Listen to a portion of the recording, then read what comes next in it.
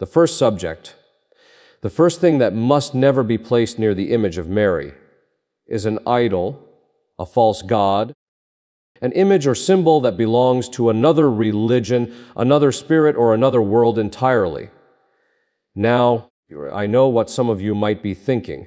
You might be thinking, I am a good Catholic. I do not worship idols. I do not bow down before false gods. And I believe you. I trust your heart. But let me ask you to look more carefully. Because sometimes an idol is not a carved statue from another religion. Sometimes an idol is something far more subtle, far more hidden, and far more dangerous. In the book of Exodus, chapter 20, God speaks with absolute clarity. He says, and I want you to hear this as if God is speaking directly to you right now. He says, you shall have no other gods before me. You shall not make for yourself an image in the form of anything in heaven above, or on the earth beneath, or in the waters below.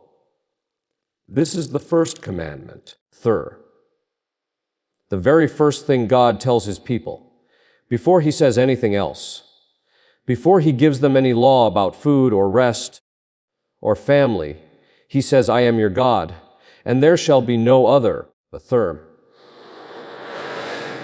So when we place Mary's image beside an amulet, beside a talisman, beside a lucky charm that we rely on more than we rely on God, we are mixing the holy with the unholy. We are standing Mary in the middle of a confusion, and Mary does not belong in confusion. Mary belongs in clarity. Mary belongs in the light of the one true God. I have traveled to many countries in my life, I have visited homes and chapels and prayer rooms in Asia, in Africa, in Europe, in the Americas. And I have seen, with my own eyes, how in some homes the image of Our Lady sits beside objects of folk religion. Objects tied to superstition, to fortune, telling, to ancestral spirits that are not properly discerned. And the people who live in these homes, they are not bad people. They are people who are afraid, people who are uncertain, people who are holding on to many things at once because they are not sure which one will save them. And to those people, to you, if this is your situation, I say this with all the love I have, you do not need to be afraid. You do not need to hold on to 100 different things. You only need to hold on to one, and that one is Jesus Christ. And his mother Mary is pointing you to him. She is always pointing you to him. At the wedding feast of Cana, her last recorded words in the Gospel of John were not about herself. They were not about her power or her gifts or her intercession alone. Her last words were, do whatever he tells you. She pointed to Jesus. She always points to Jesus.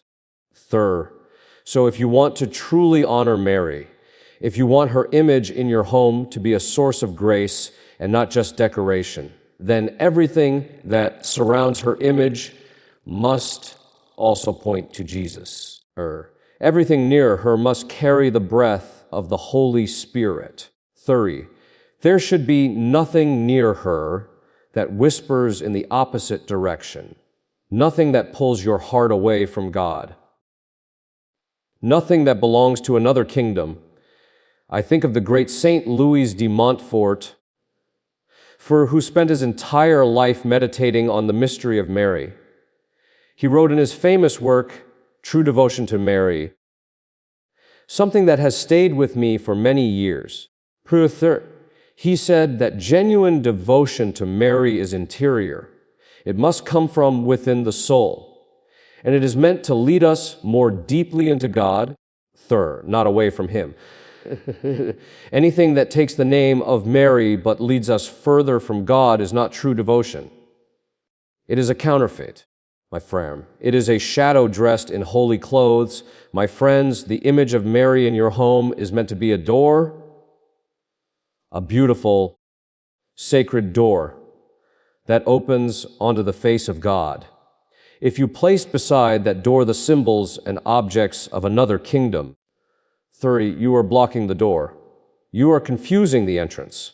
You are mixing the sacred with the profane in a way that honors neither. Take a moment today. Look at what is near Mary's image in your home. Look at what is on the same shelf, the same table, the same wall.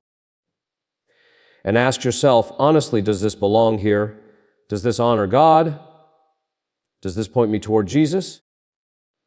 If the answer is no, then with courage and with love, remove it.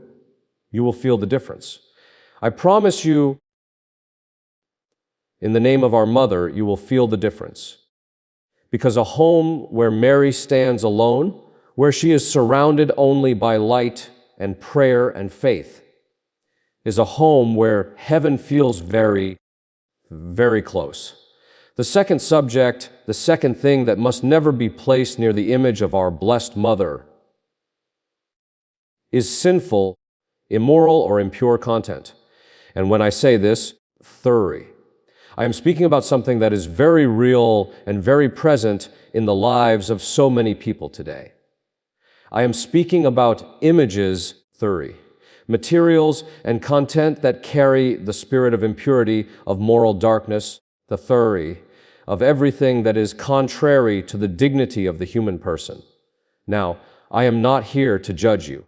I am not standing before you as someone who has never struggled. I am a priest. I am a cardinal. But before I am any of those things, I am a human being, and every human being knows what it means to struggle, the thuri. Every human being knows the pull of temptation. Every human being knows what it feels like to be weak, thur. And so I speak to you not from a place of condemnation, but from a place of understanding, from a place of mercy.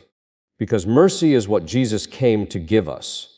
And Mary, our mother, is the mother of mercy, thur. But precisely because she is the mother of mercy, precisely because she is the woman full of grace, we must ask ourselves, what does it do to our soul when we allow sinful content to exist beside her image? What message are we sending, not just to others, but to ourselves? What are we telling our own hearts when we keep Mary's picture on one side of the room and sinful, impure materials on the other? The prophet Isaiah, in chapter 6 of his book, describes the moment when he saw the Lord seated on a throne, high and exalted. And what was his immediate reaction? He did not feel joy. He did not feel excited. He felt undone. He cried out, "Woe is me! I am ruined, for I am a man of unclean lips, and I live among a people of unclean lips. And my eyes have seen the King, Athuri, the Lord Almighty." The holiness of God was so overwhelming that Isaiah could not stand before it without feeling the weight of his own impurity. Now think of Mary. Think of the woman of whom the angel Gabriel said, not just once, but as her name, her as her identity, "Hail, full of grace, she who is full of grace through." She who is so completely filled with the presence of God that there is no room inside her for sin. She who was kept immaculate, preserved from the stain of original sin, so that she could be the worthy vessel for the Son of God. 3. When we allow impure, sinful content near her image, we are doing something spiritually reckless. 3. We are placing darkness next to the most luminous creature God ever made. 3. We are putting filth beside the purest of all pure hearts. And our souls, even if we do not consciously realize it, our souls register this dissonance. Our souls feel the contradiction. And over time, the contradiction numbs us. It makes us less sensitive to holiness, less aware of God, less capable of recognizing the sacred when we encounter it. I want to speak very practically now because I know you live in the real world. Many of you have smartphones. Many of you have access to the internet. Many of you, especially young people, are surrounded by images and content that you did not choose. Content that simply appears before your eyes as you scroll through the world. And I understand. The world is different now. The temptations are different. The challenges are different. And I am not asking you to be perfect. I am asking you to be intentional. I am asking you to create a space, even if it is a small space, even if it is just a corner of your room, a small shelf, a simple frame on your desk, a space that is set apart. A space that you have decided in your heart and with your will to keep pure. A space where Mary's image stands not as decoration, but as a reminder of who you are called to be, a reminder that you are made for heaven, a reminder that your body is, as St. Paul says in 1 Corinthians chapter 6, a temple of the Holy Spirit. St. John Paul Salome, whom I had the great privilege of knowing and serving under, often spoke about what he called the culture of life, a way of seeing the world through the eyes of God, through the eyes of beauty, truth, and goodness. He believed that when we surround ourselves with what is true, good, and beautiful, we become more human. We become more fully what God intended us to be. And when we surround ourselves with what is false, degrading, and impure, we become less. We shrink, We lose something of ourselves that is very hard to recover. Mary is the image of what we are called to become. She is the model of the fully redeemed human person. She shows us what a human being looks like when they say yes to God completely, without reservation, without condition, without holding anything back. And if we want to become more like her, if we want to grow in grace, in purity, in love, then we must begin to take seriously what we allow into our hearts, our homes, and our holy spaces. So today, I invite you, I urge you, I beg you with all the love in my heart, look at what surrounds Mary's image in your home and in your life. Not just physically, but spiritually. What are you watching? What are you reading? What are you allowing to enter your mind and heart? And ask yourself, would I watch this in front of Mary, a sir? Would I read this with Our Lady sitting beside me? Because the truth is, she is always with us. She always sees, and her heart, her immaculate heart, is always interceding for us, always calling us higher, always drawing us toward her Son. Honor her by becoming what she sees in you. Honor her by choosing purity not out of fear, but out of love. Honor her by keeping your heart and the space around her image clean, clear, and consecrated to God. And now we come to the third subject, the one that I believe is the most challenging of all, not because it is the most visible. In fact, it is often invisible. Not because it is the most obvious. In fact, it hides very cleverly behind beautiful things. The third subject that must never be placed near the image of Mary is pride, ego, self-glorification, the worship of one's own achievements, one's own image, one's own name. Now let me tell you something that might surprise you. This subject, pride beside Mary, is not just about the person who puts a trophy next to Mary's statue. It is not just about the person who hangs their own portrait next to Our Lady's image. It is about something much deeper, much more interior, much more difficult to see and even more difficult to remove. Pride is the first sin. Before Adam and Eve, before the fall in the garden, there was another fall in heaven itself, and that fall was pride. Lucifer, the most beautiful of all the angels, looked at his own glory and said, I will not serve. He placed himself above God. 3, he chose his own magnificence over submission to the Most High. A third. And in that single moment of pride, that single turning away from God toward the self, darkness entered the universe for the first time. And Mary, our blessed mother, is the absolute opposite of pride. She is its perfect antidote. She is the humble handmaid. When the angel Gabriel came to her in that quiet room in Nazareth and told her she had been chosen to be the mother of God, the most extraordinary role any human being has ever been given in the entire history of creation. What did she say? Did she say, yes, I knew it. I always knew I was special. Did she say, finally, the world will know my name? No. She said, behold the handmaid of the Lord. Be it done unto me according to thy word. I am the handmaid of the Lord, not the queen, not the star, not the center of attention, the handmaid, the servant, the one who is available, willing, empty of self, and full of God. And then in the Magnificat 30, that breathtaking prayer that Mary sings in the house of Elizabeth, she says something that I want you to hear as if for the first time.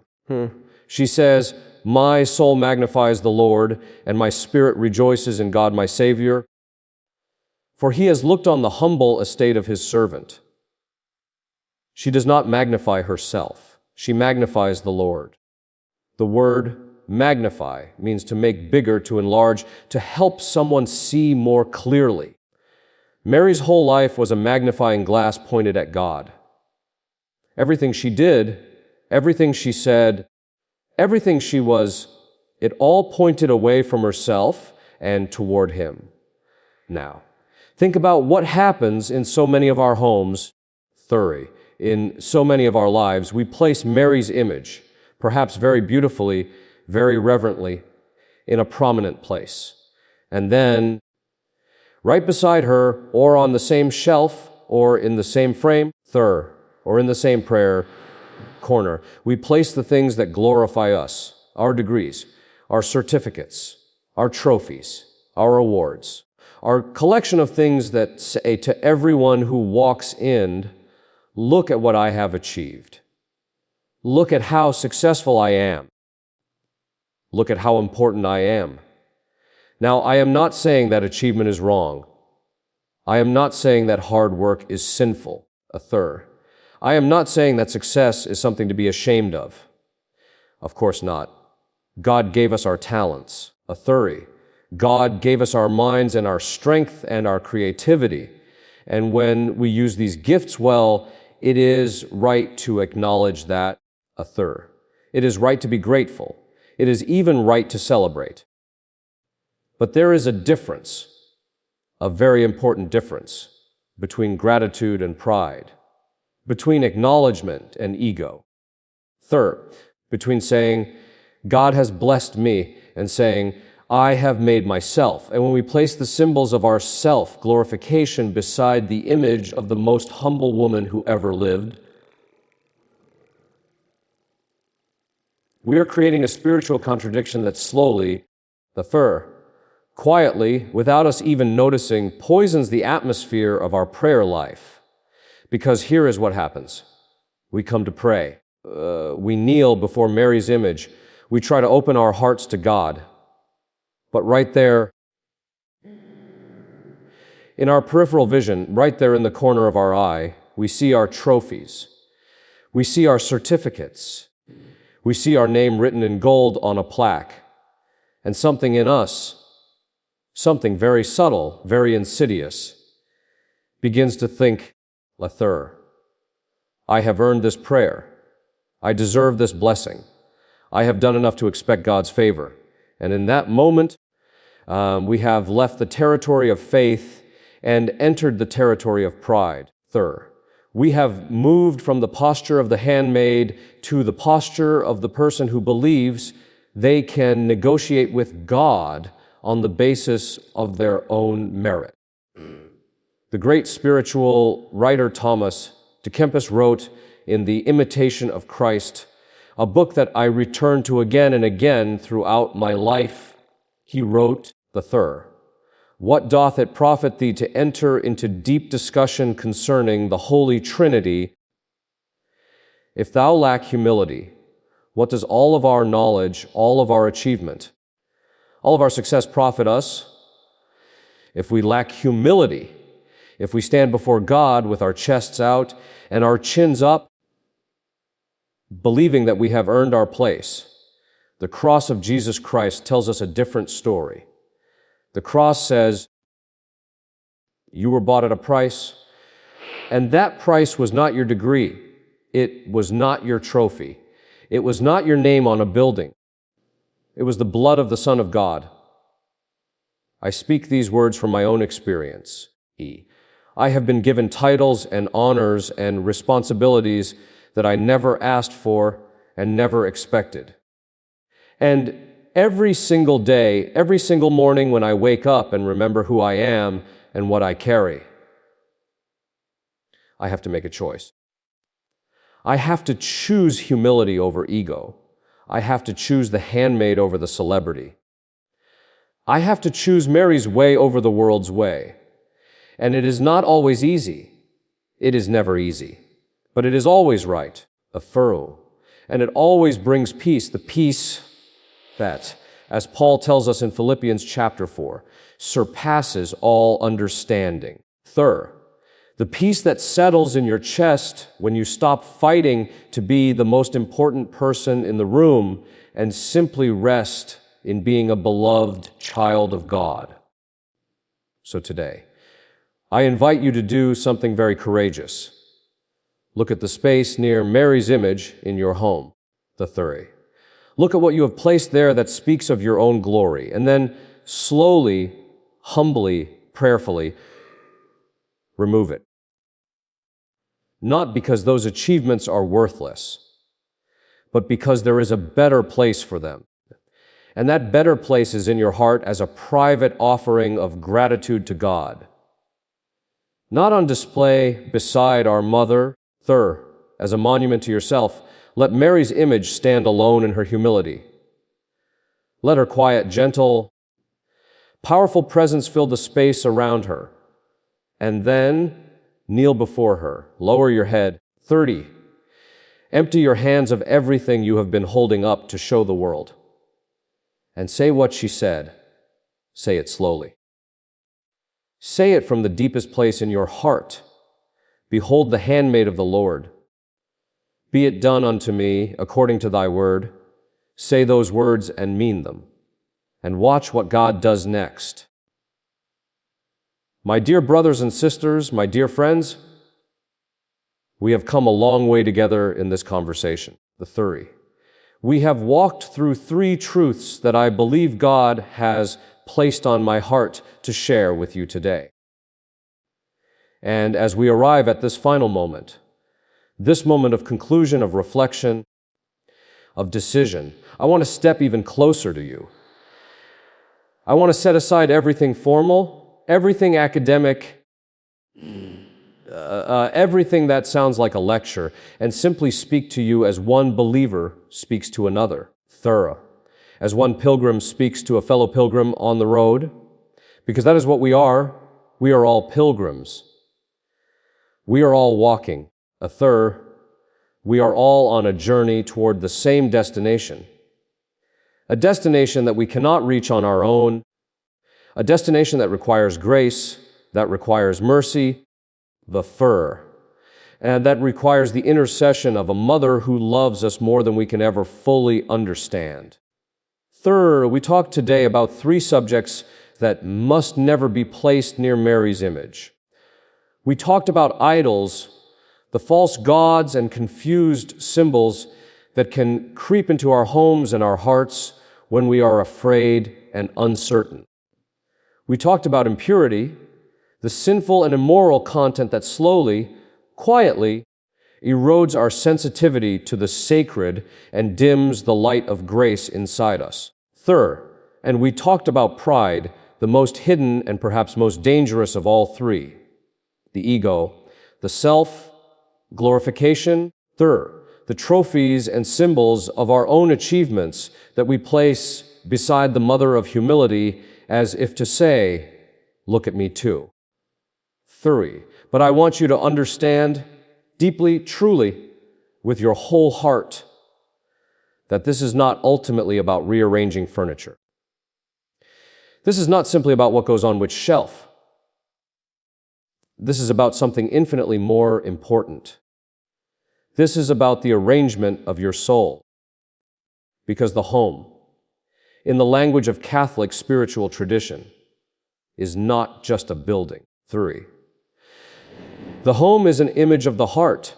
What you place in your home reveals what you carry in your heart. Through what you allow near the sacred in your physical space says something profound about what you allow near the sacred in your interior life.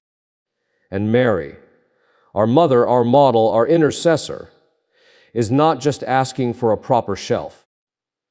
She is asking for a properly ordered heart. And what does a properly ordered heart look like? Let me tell you. A properly ordered heart looks like the heart of a little child. Jesus himself told us this with absolute certainty, with zero ambiguity in Matthew chapter 18, when he placed a little child in the middle of his disciples and said, "Truly, I tell you, unless you change and become like little children, you will never enter the kingdom of heaven. Unless you change, unless you become like little children." Third, a little child does not carry idols.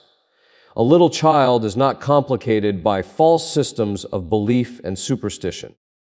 A little child simply runs to its mother, simply looks up with wide, trusting eyes, simply reaches out its hand and waits to be held. That is the faith Jesus is calling us to.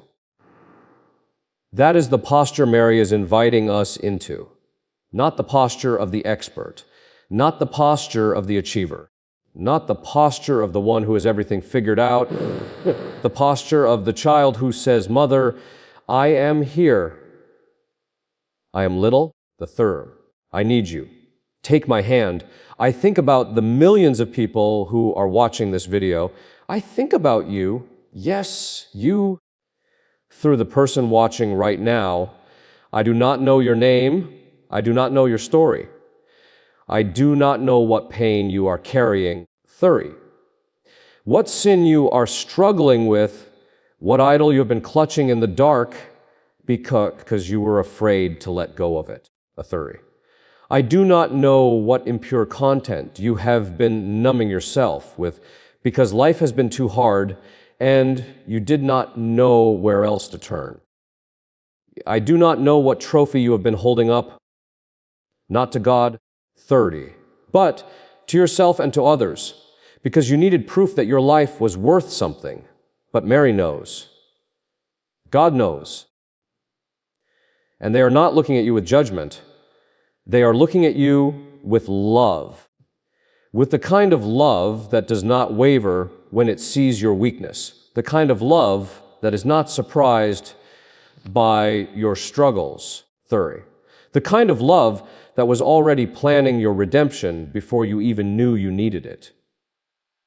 This is the heart of the gospel.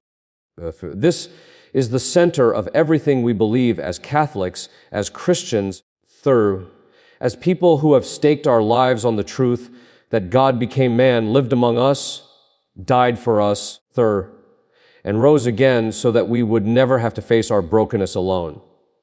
And Mary, who stood at the foot of that cross, a third, who watched her son die, who held his body in her arms. Mary is the living proof that love is stronger than death. That fidelity is more powerful than fear. That grace can transform even the most ordinary human being into something breathtaking in the eyes of God. 3. She was an ordinary girl from an ordinary town. Nazareth was not famous. Mary's family was not powerful.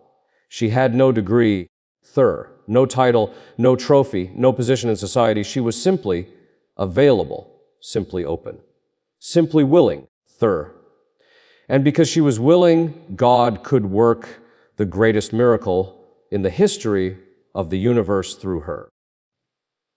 And that is the invitation he extends to you today.